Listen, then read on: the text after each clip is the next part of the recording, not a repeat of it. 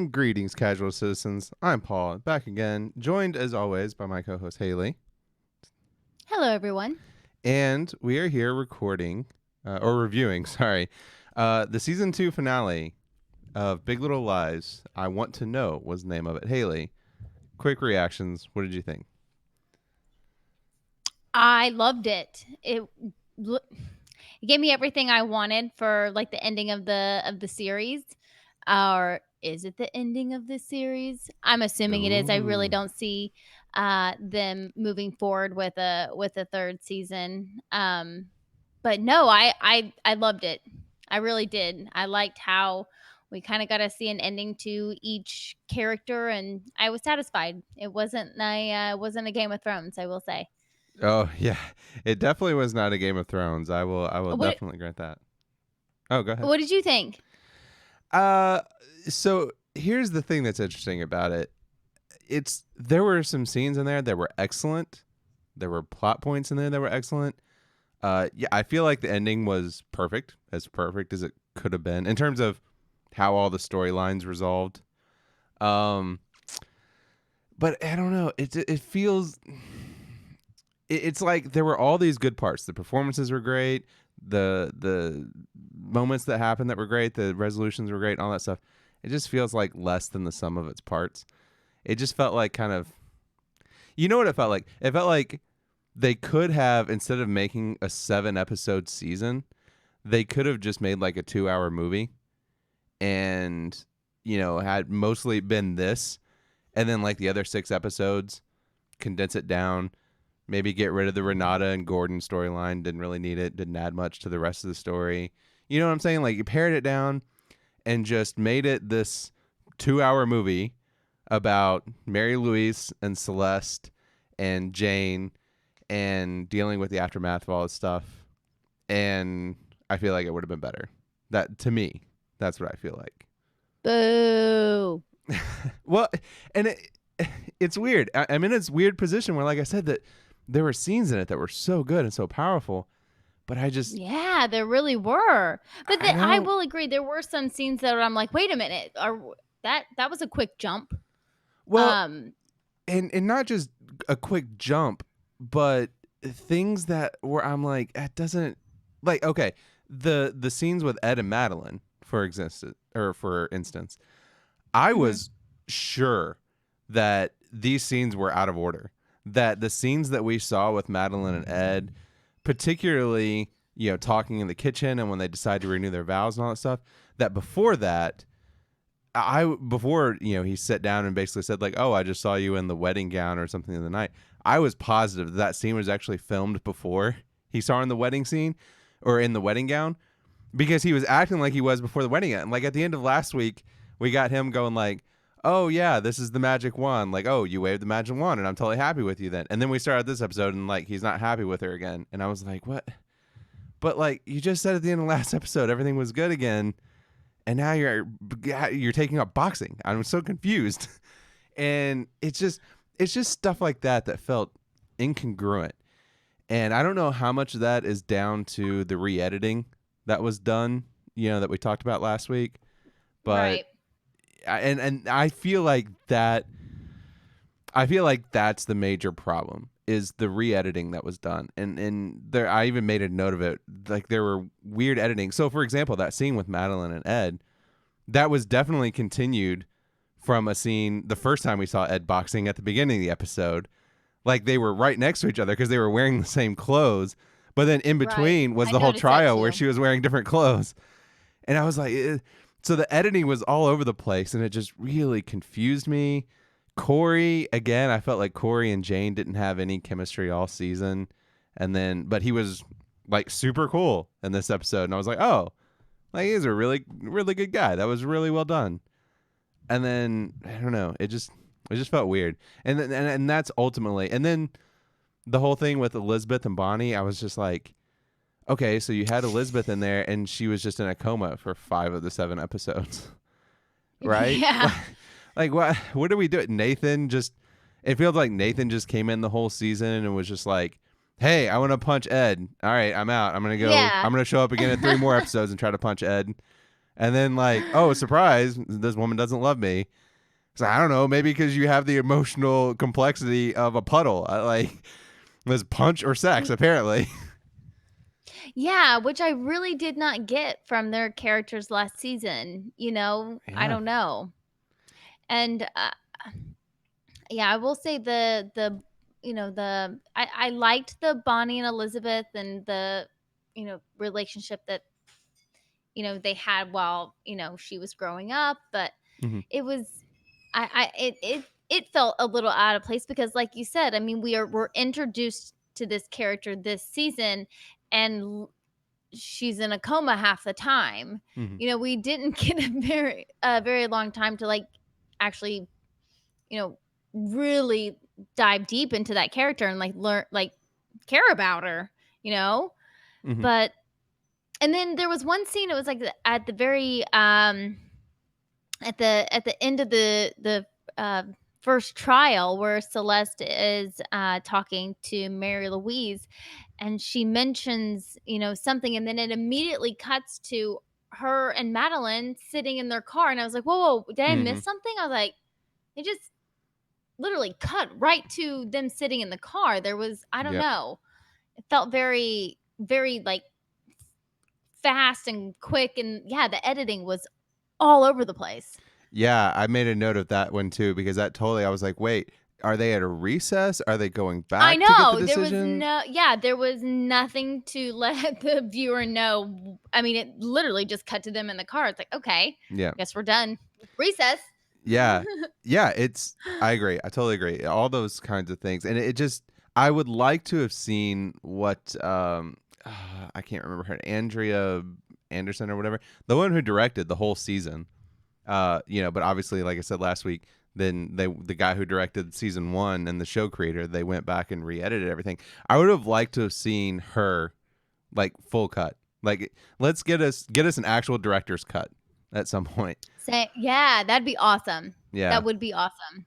Because I just feel like with some editing finesse, this could have been better. And part of that goes to as well, I mean, you can get the idea, you get a sense of how the editing changed the original vision just in something as simple as the random disparity in length of episodes, right? Like half the Yeah. episodes were only like 40 and 45 minutes and the other half are like an hour. And it's just what was the pacing you were going for here? And it just Mhm. so anyway, I'm saying a lot of what I didn't like. Let's talk about what we did like. Oh, well, I mean, yeah, some of the scenes were, I mean, between in my opinion, between, Celeste and Mary Louise were just phenomenal. I mean, some of those trial scenes were very good, and honestly, like, my my favorite quote of the episode was when, it was when Mary Louise showed up at Celeste's house, mm-hmm, and she says, um just because you lost your boys doesn't mean you get to have mine. mm-hmm, And I was just like, oh mm-hmm. my, like, yes, I felt that. Yeah.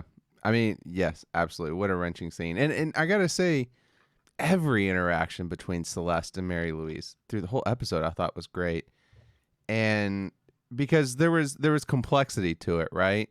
I think a lot of people went into this episode really looking just kind of like Renata was the obvious two-dimensional villain, so to speak, of season Mhm. 1 until she wasn't, obviously, at the end.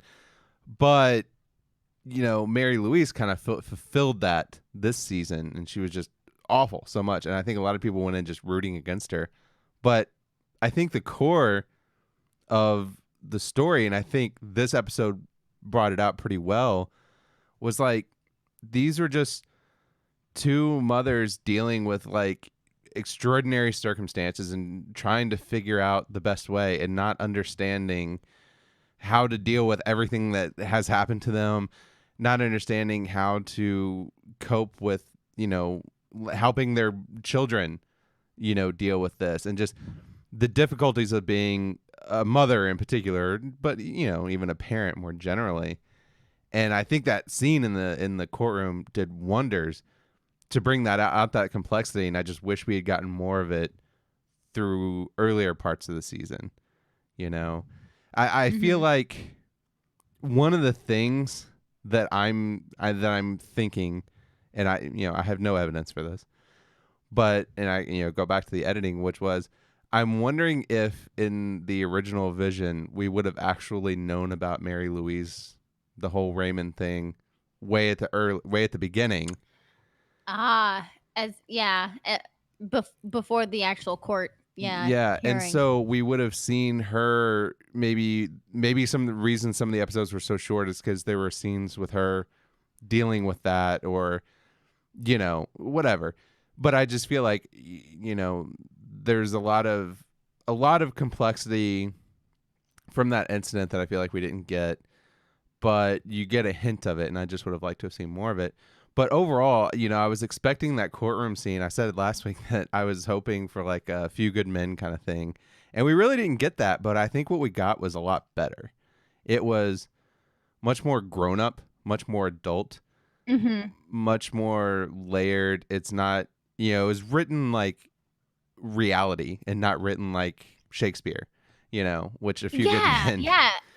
I totally agree. It wasn't, way over the top, but it did. You're right. It felt very real and honest with the questioning and the actions, and I definitely could have used more of that of the trial scenes Yeah. earlier on in the season. Yeah. Well, which again made it so weird that it just cut so immediately. But anyway, um, and then of course we also see that apparently the boys at some point were actually recording these things happening to Celeste. Just how awful. That devastated me. Oh my gosh. And I honestly did not expect her to show that in court. I did not put that together when she saw it on the iPad. Hmm. But when she started playing that in court, I was like, "Oh, here we go. Oh Here we go." wow, this happens to be often because I'm trying to take notes and get pictures on stuff. I didn't even realize that she had seen that video on the iPad earlier. I thought that I was like, man, where did she get that? Why did we get sprung that all of a sudden? It felt very much like when we got all the videos or the pictures of her with all the different men. Like they Uh-huh. just kind of came out of nowhere. I just thought this was the same thing, but oh, so she actually saw it in an earlier scene, and I must have just missed it. That's okay. So that's actually pretty good, or Yeah, well earlier done. on in the episode, she's watching a video, and Max and Josh are recording it. And she's watching it on the Mm. iPad, and then her mouth drops, and her eyes get real big, and she's just like, "Oh Yeah, shit, they saw this, and it was a bad one." yeah. Well, yeah. Man, I wish I would have. I wish I wouldn't have missed that. That would have been a nice setup and then payoff. But I totally missed that. But Yeah. either way, I thought it played really well, and Mary Louise, Meryl Streep, her reaction to it was so believable, so well done. I mean, Yes. the best, the greatest of all time. Like The queen. her and Tom Hanks, man, just the greatest actors of all time so far. They can do anything. Oh, so good. But anyway, in this case, we get Meryl Streep just being awesome, and I believed, because we talked about it earlier, this idea of, well, you always want to believe the best of your kids, and she didn't want to believe that these things that were being said and about Perry were real. And part of that, I think, is obviously, like I said, you want to believe the best of your kids, but I think part of it is also she's looking for validation that she didn't create this, right? And I kind of worry about her. If I go step in universe for a second, I worry about Mary Louise the character going forward because she's lost both of her sons now, and you gotta one of them is fairly reliably her fault, right? If the story that Perry told was to be believed, which is she was driving, she got mad at Perry, and I don't know, was turned around accosting him or hitting him or something like that, and then had an accident and Raymond died. Okay, that one's definitely her fault. And then Perry, you got to believe is somewhat She has responsibility in it, right? If the things are true that she actually did hit him, and certainly I would believe that she emotionally abused him. Yeah. And now she just has to go live with that, right? And that's that's rough. That's really Yeah, rough. it's gonna be hard on her. But honestly, when she was there on the stand and when she was like defending Perry, saying that he wasn't a rapist and that he's the victim here, not you, Yeah. like I and that's when she showed that video and you could see on her face she's like I think that's when she did know I I created a monster. Well, you know what's interesting about that is I made a note when that happened. I was like, man, I could just, she's sounding like a, mm, I don't want to get too political, but she's sounding very MAGA right now. It reminded me a lot of all the Brett Kavanaugh stuff. It just kind of like, you don't, oh no, he's this person I know is a good guy. He couldn't possibly do this thing. And then, in this case, we happen to have video evidence of it. But whatever evidence you have ultimately doesn't even matter because, while yes, I think Mary Louise had an epiphany in that moment, it was so visceral that you couldn't. You saw when she regained herself and came back the next day when they had the judgment, she stood up and she defended him again, right? I know. And she Yeah. blames Celeste again. It's a cycle of you believe. Denial. Well, denial, yeah, it really is denial, right? It's because otherwise, how does, like I said, I don't want to take this too strongly because there's only so much blame that can go around here. However, you do kind of feel like, well, I mean, you have to be in denial because otherwise you have to admit that maybe you're a bad person, right? Mhm. And that's really difficult to do. And it's so weird because most people don't set out to be a bad person, and I certainly don't think Mary Louise set out to be a bad person, but she has certainly produced suboptimal results. We'll put it that way, in several standards. So, but Yeah. anyway, so let's talk about what else is great. Ed and Madeline get together. Yay! Yes, I was totally happy to see it. I will say one of the other things that kind of frustrated me with this episode is the constant just fake out that they would do, and they would lead you to believe like, oh, we're doing this one thing, and now it's no, just kidding, we're doing this totally other thing, right? And so by that I mean, in this scene with Ed and Madeline, when Ed's out there and he's boxing, whatever, and then come in and Ed says, you get this idea, he's like, people change, and I'm not the person I was, and you're not the person you were, and you're like, okay, he's breaking it off, right? And she even says, like, I don't like where this is going, and he's like, so we should renew our vows, and it was just one time you can handle, but then they also did it with Bonnie when she sits down with the pillow. And you're like, oh, she's gonna strangle her mom, and then oh no, she just laid down next to her, right?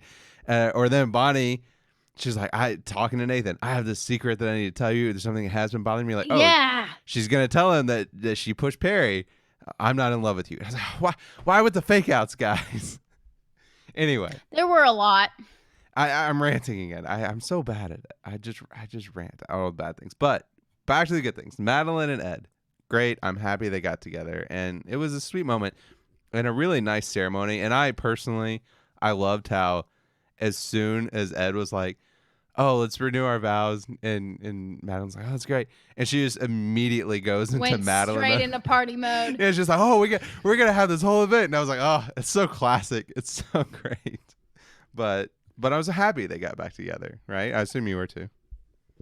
I was ecstatic. I was so happy, and I love one of my favorite shots is like right after you hear them talking, you look back and Chloe's got her head like out of the door listening, and she's Yep. like, "Yes." Yeah, I had to so get precious. I had to get a screenshot of that because it was precious, and we didn't get nearly enough Chloe in season 2. It's unbelievable. No, we did not. We didn't. No, the music was great this episode, as in all the episodes. But I really enjoyed the music this episode. I'm a big Janice fan, so there's that too. But Yeah. No, the music was great. It all fit really well. The cinematography was great as usual. I like the visual style of it all. Um, Hmm. the final scene with Renata and Gordon was super cathartic, and And it just felt so right. Like yes, watching her just destroy all of that stuff it just was yeah. Go ahead. it was satisfying. It's it's what I wanted for Cersei and didn't get, Oh yeah. I guess. Well, that's a different it's a different show. Uh, Sorry. Feel free to go watch our Game of Thrones reviews, and yeah, I don't feel as upset by this one as I did by that one. Although I gotta say, nothing compares to my feelings about the Star Trek Discovery season 2 finale. It was just awful. Oh yeah, I've heard that. Oh, that was anyway. Separate story, but no, this one was good overall, and like I said, there was good pieces. But that scene in particular with Renata and Gordon, it's just the fucking nerve of this guy. Like, how dare he? Like, because she comes in and she's like, you can tell like, she's mad. She's like, oh, you're sitting here with your fucking trains again, and he's like, oh, I sold it all for $400,000. And there's that moment she was like, we can make this work. He's not. He's doing it one last time before he gets rid of him. It's all fine. And he's like, and then they get to stay here. And I'm like, bro, read the room. How did you not know that this is Yeah. how this was gonna go? Read the room. No shit. It's like have you the rest of your house is empty. All of her stuff is I gone. know. You see her at the end and she's driving an old 80s Oldsmobile. Oldsmobile. I know. I Jason and I were watching this together, and when I saw her pull up at the end, I'm like, oh, Renata's driving an Oldsmobile. Yeah. And it's just like Uh, Ain't no Tesla. no, no. And oh, maybe Celeste could lend her one of her 4 Audis that she apparently has. Cuz like she wrecked one of them earlier and then like the next scene she was in another Audi SUV and now she's in an Audi car and it's like how many Audis do you have, woman? So lend one to Renata. She's driving an Oldsmobile. No one should be forced to drive an Oldsmobile in 2019. Yeah, no So, shit. but anyway, so it's just I was like just the fucking nerve of like how all of her stuff is gone and this is your fault. And you're just sitting here playing with your toys right in front of her. So when she picked up that bat, I was like, tear it all. I'm like, I'm not a violent person, but I was like, tear it all down. Just break it Oh, all. but before it even happened, I wrote down like when Renata was walking when he said that he gets to keep it all. I before she even picked up the bat, I said Renata destroys the room. I Yeah. wrote it. Yeah. I didn't see it coming, but I was like, she should. I was hoping it was coming. I was like, no. She's had so much more self control. I mean, like she goes off on verbal and she yells, okay, whatever. But like the closest she ever got, she stuffed whatever it was, A handkerchief, napkin in his mouth. a or napkin in his whatever, mouth, and yeah. I was like, you got off mild after she just found out that you were screwing around with the nanny for however many years now, right? And now we have to pay her for it. Yeah, and I was like, you got off mild with that, and then to be fair, he did take a baseball bat to the midsection in this episode, and I don't condone hitting people, but I didn't really feel sorry for him, if I'm gonna be honest. Yeah. I think violence is not the answer, but in No. that situation, nice shot, Renata. Yeah, yeah, and destroy all the trains. Although what sucks is, again, think about it realistically. Now she's on the hook for that for whatever, dude, bro, friend of his bought it, but still, Ah, fuck it. who cares? It was worth it. She's apparently turning He was herself fucking the in. nanny. Yeah. And lost all their goddamn money. Yes. Yes. Oh, exactly. What are they going to take? What's he going to sue her for? Right? Mhm. She's like, oh, just add it to the bankruptcy bill. What, you want the Oldsmobile? Really? Yeah. So I don't think that would replace all the train sets. But anyway, that was a great scene. What else? Anything? Oh, Jane and Corey. How did you feel about that? I'm glad they got back together, and I liked how it showed, Jane opening up to Corey a little bit more. We didn't get much of it. You did hear Ziggy, voicing his opinion on the situation as far as wanting Corey around and wanting them to be together, and just kids are just again showing how how more observant kids are than what we think. But no, I liked it. I mean, it was like what, like 3 scenes or something like that with Mhm. them. But yeah, I'm glad they're together. Yeah. Now, the one relationship that I don't understand is the fact that Bonnie and Nathan are getting divorced, but I don't know. That I'm still kind of confused about, but Well, I mean, you've been a fan of well, I know you thought Corey was very weird in the beginning, but he sure. kind of grew on you. Yeah. Well, and I mean, like, all right, it's a one-off thing, and okay, but my bigger problem with Corey was just always that I felt like they didn't, like I said, they didn't have the chemistry. Like her and I always forget to do Ben. Ben, Ben, yeah, bring back Ben. No, but her, I know. Hashtag bring back Ben. yeah, because her and Ben had great chemistry, and Yes. they weren't even together for the entire season. But you were just like, oh, they're so cute together. I want them to be together. With Corey, I was just always kind of like, I just don't trust him. I don't know why. And then and then I felt like the show made me suspicious of him, both with the weird first date and then coming out of the police station. The cop stuff. Yeah, and it's like, Yeah. and you're surprised that I don't trust him. I don't know. So that's my problem with it. So when Ziggy was talking and was like, "Oh, you light up and you're a different person when you're with him," and I'm like, I feel like we've only seen them together like 4 times, and I don't know. She didn't seem that different to me. She definitely seemed happier with Ben, bartender Ben, but Barista barista Ben. Ben. Sorry, but yeah, I was like, so that was just another thing that just felt weird to me. But I can't blame that so much on the writing as much as just I don't know the acting, I guess. But I didn't much Yeah. care for the actor that played Corey. But it was nice to see her get some relief and some what's the word I'm looking for, resolution to Hmm. the things that she's been dealing with. Moving forward, and yeah. Yeah, I felt like it was a little on the nose to show him actually like gonna have sex. I'll be like, I mean, okay, sure, it's probably gonna happen. We get it. But it was just like, whatever. It was just a little on the nose for me. But I'm not a prude. I Eh, promise I'm not a prude. I would say it's HBO, of course.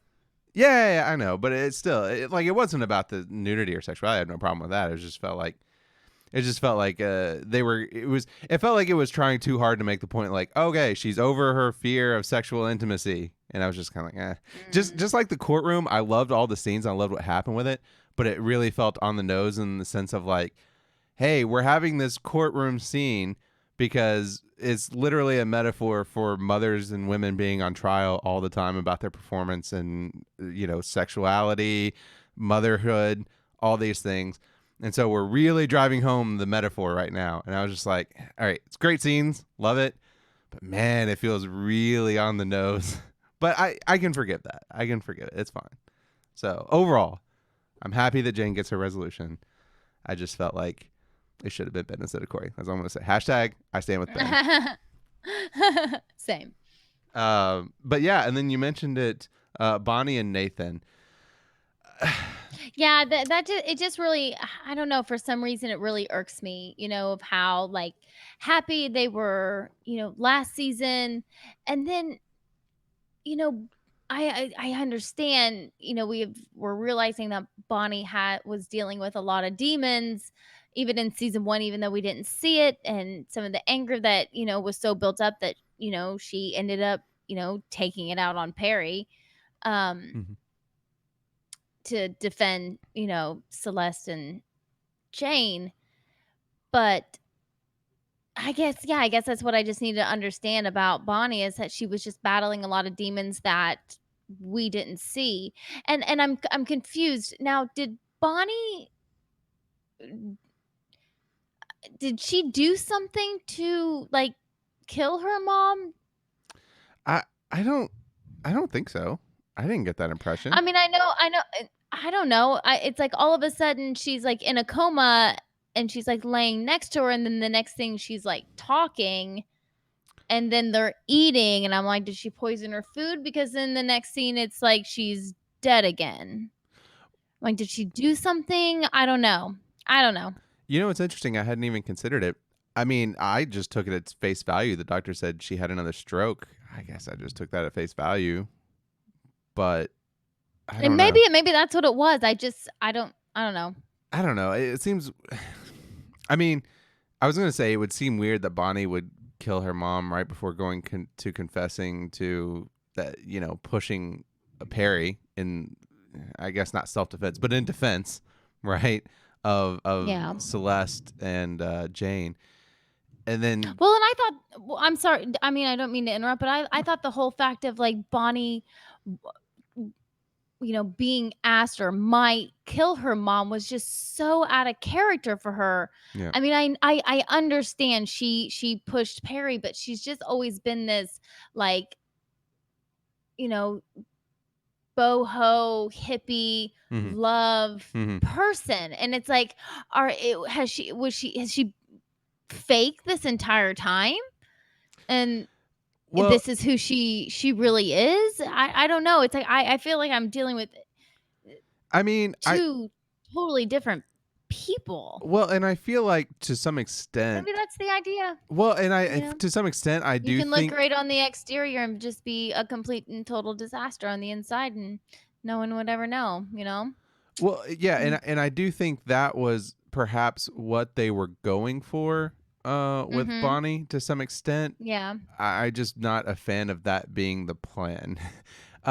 Because Yeah. I do feel like they did push that this season in terms of her being you know struggling with whatever demons that she was dealing with her and her mom the whole time. And she then basically came out and said it directly that when I was Yeah. pushing Perry, I was pushing you, and I was always looking for love and all that stuff. But yeah, it just, my whole problem with Bonnie all season was it just was she was a totally different character than where she was in season 1. And at the beginning, that made sense in terms of her personality because of what she went through, right? You totally understand it. But Yeah, then, but there was no growth. right, well, there was not even just no growth, there was almost a regression in a lot of ways that it, Oh, okay, yeah. that she just, like I said, at first you're like, oh, she's dealing with this trauma, okay. But then afterwards, then it's just like, oh no, that whole character that you knew in season 1 was just a facade for this other thing underneath. And I was like, there's something Hmm. like you could do that, and that would be interesting.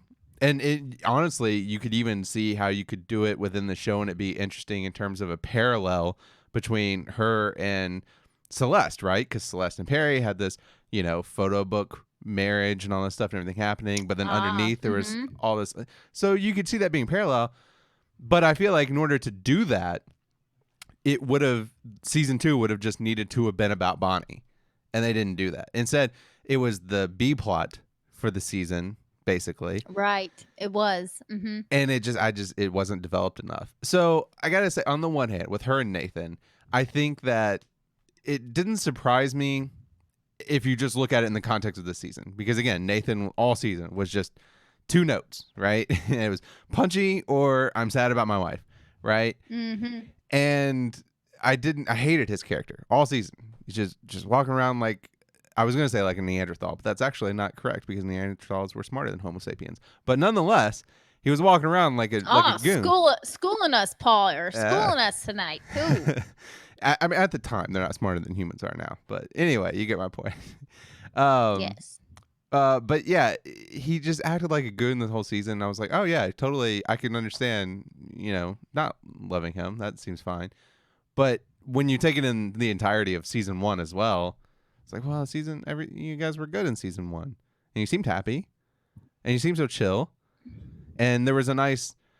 They're so different, but there was a nice yin and yang balance to it, right? Where she's just like she's chill and Mhm. calm, and she's helping him calm down. You can see how that works, right? And Oh, then, yeah. but then like this season, I was like, yeah, okay, I want you to get divorced because he sucks. But if in the entirety, yeah, it just felt weird. It's like, I don't know. And then like now Sky, she got to deal with all this stuff, and that sucks. That's unfortunate Oh, for her because you see what happened to Abigail, right? And I mean, Abigail's great too, but like she's struggled, and part of it is Yeah. living with a mom and a new dad, and dealing with Nathan being her dad and all that stuff. Now Sky is presumably going to go through something similar, and that's unfortunate. Mm-hmm. So Yeah. it felt a little misplaced, I gotta say. Uh, let's see. Is there anything? I don't feel like. Oh well, okay. The big thing. They all go to the cops at the end. Now we don't actually see Dun them. dun dun. Yeah. Cue the what was it? Was that meme from? Is it the gopher that turns its face? Have you seen that meme? When it sees it, You usually get that. no. It's a GIF usually, but like it came from a video. It's where it zooms in really fast, and you see like this gopher turn towards the camera, and it zooms in on its face really fast, and it has a look like, oh my god. Anyway, it comes from a video, and in the video that song was playing, or that dun dun dun. Oh, I'm sure I've seen it. Yeah, I'm sure you see it too. I'm just having a hard time describing it. But anyway, yeah, so we don't actually see them talk to the police, talk to the officer. I mean, they did so many fake Do we outs. need to? Well, they did so many fake outs this episode. Yeah. Maybe we did. That's all I'm saying. Maybe we did. But no, I mean, I presume that they actually did go in. How did you feel about that? I liked it. And kind of like what you've been saying all along, you guys really didn't do anything that bad. Yeah. Yeah. Like, you guys really aren't going to have to, you guys probably will not be in a lot of trouble for this. There was a lot of circumstances going on when, a lot of shit was going down when this happened. But no, I liked it. I liked the fact that because I believe it was Madeline or Celeste made the comment of their friendship is the lie. I think. Oh yeah, I think Celeste. Yeah, Celeste. The lie is the friendship. Yeah. Yeah. Yeah, and I don't want their friendship to be based on that lie. So, and I was kind of glad that it's like, okay, cool, and maybe Bonnie, maybe she can finally become a normal person and get out of this horrible, horrible place she's in. Yeah, I think that is the most compelling. Oh, sorry. Go ahead. I was just gonna say, did you not like it? Well, I think I think it was the right way to end it. In terms of them telling the police and admitting to it. Now, I've been on the train from the beginning that this MacGuffin was just nonsense, right? Like that, and they said at the end of season 1, in the season 1 finale, the cop says like, oh, if they just pushed out of self-defense, they would do like 9 months in community service, and I'd be like, why would you guys even bother with that? Just let them go, like move on. Yeah. So.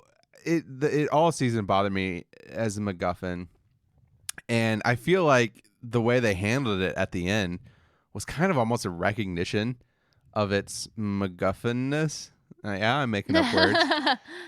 In the sense that they left it open just deliberately, just because, like, yeah, it doesn't matter if they tell. It doesn't matter what the outcome is, because it never really mattered. That's not what the story was about, right? The story that was just the way to keep the plot moving, to have us uncover the central theme of the season, which was parenthood, motherhood in particular, its complexities, its difficulties.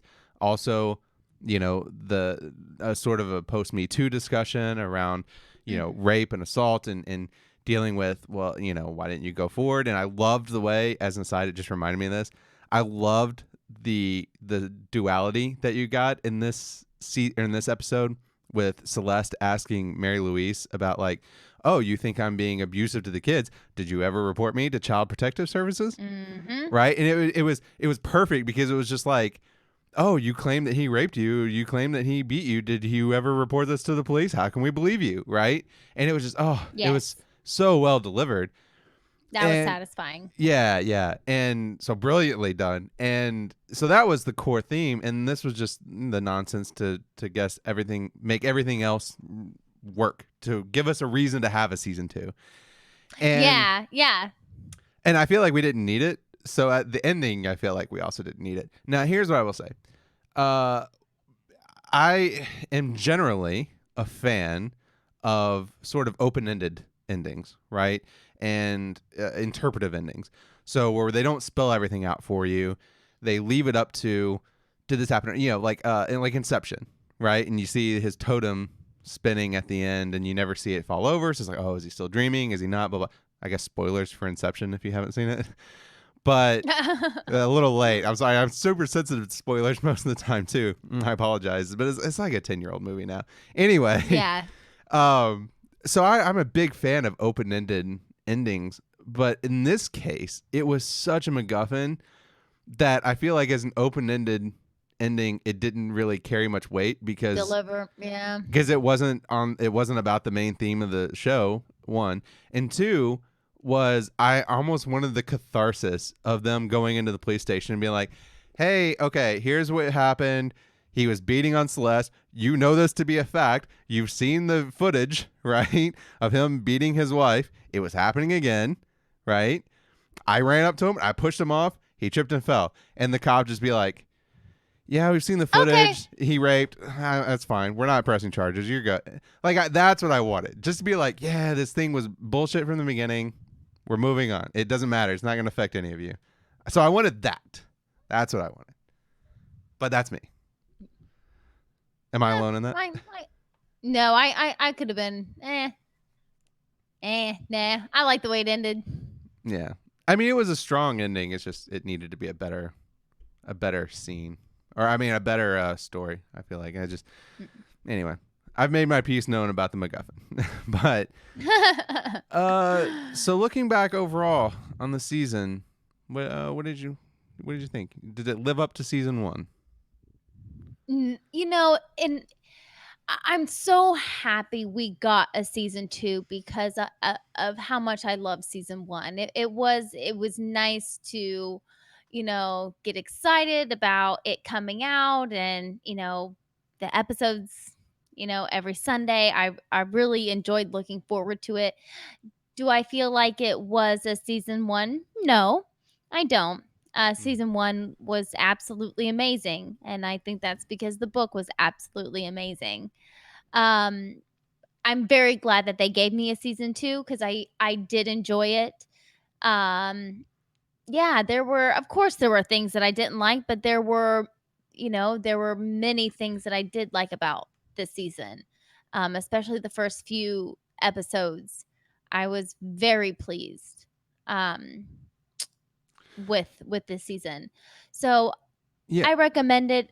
Thank you for giving it to me, HBO. Yeah. So, yeah. Yeah, I got to say, from my perspective, this was not as bad as, like, let's say whatever The Walking Dead has become at this point, or what's the other show on Netflix within the prison, within the women's Orange prison? is the New Black. Orange is the New Black, which I checked out of because it just turned into something else, right? Mm-hmm. These shows that so obviously overstayed their welcome, this is not that. It was still a good season, and I think for me, I'm mostly disappointed in the fact that I feel like the core themes of the A plot of this season were so good and important and covered, like I said, the topics of sexual assault, sexual abuse, domestic violence, domestic abuse, things like that, and in all their different layers and understanding the relationships, but then also the kids, right? And how it affects kids growing up and how this creates cycles of abuse. Now, all of those are really great themes and really important themes. And I'm disappointed that it got wrapped up in a bunch of stuff that didn't necessarily matter or got forced in, like I'm thinking about the Bonnie and Nathan and even Elizabeth thing was kind of shoehorned in there. And I'm disappointed that for a show that was so focused on here's what the kids see, right? And the kids are seeing, because you've mentioned it, I think, every week that we've done it, prudently so, that every single week it's, well, the kids know more than we think they do. They see more than we think they do. And then ironically, we got to see the kids hardly at all season, right? We got to I see know. Ziggy almost not. We saw Chloe like twice, Amabella twice, and she was like sleeping in one of those scenes. And it's just, so there's disappointment. And the kids thing is like, it's fine. I'm mostly just disappointed because like Chloe is awesome and Ziggy is also awesome. Like, they're just such cool kids, and then we just got to see so little of them. But from the plot perspective, it feels like it wasn't delivered in as coherent a package. And it's really unfortunate for me because all the pieces were there. I mean, you had these forces of nature of acting, right? With Nicole Kidman and Meryl the Streep. Forces of nature, yeah. and Reese Witherspoon. I love Reese Witherspoon. I will love you till the day I die. Don't and nobody fight me on this one because she's amazing. And Shailene Woodley. And I mean, just a great cast. Nicole Kidman and Zoe Kravitz. I mean, and they delivered such exceptional performances. And in the writing, if you take any given scene and you take its writing and its cinematography and its performances, they're all excellent. Like, if you just watch this as a collection of scenes, it's amazing. It's some of the most well executed theater, like I think it's on TV right now.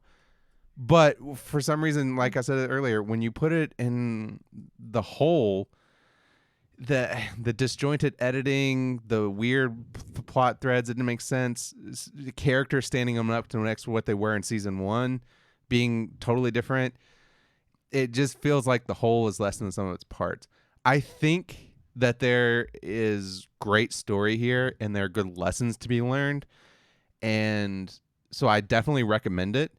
But it's disappointing because I felt like it could have been better. Like it's like, and I don't give numbers, but it's like a 7, but I wanted it to be a 9.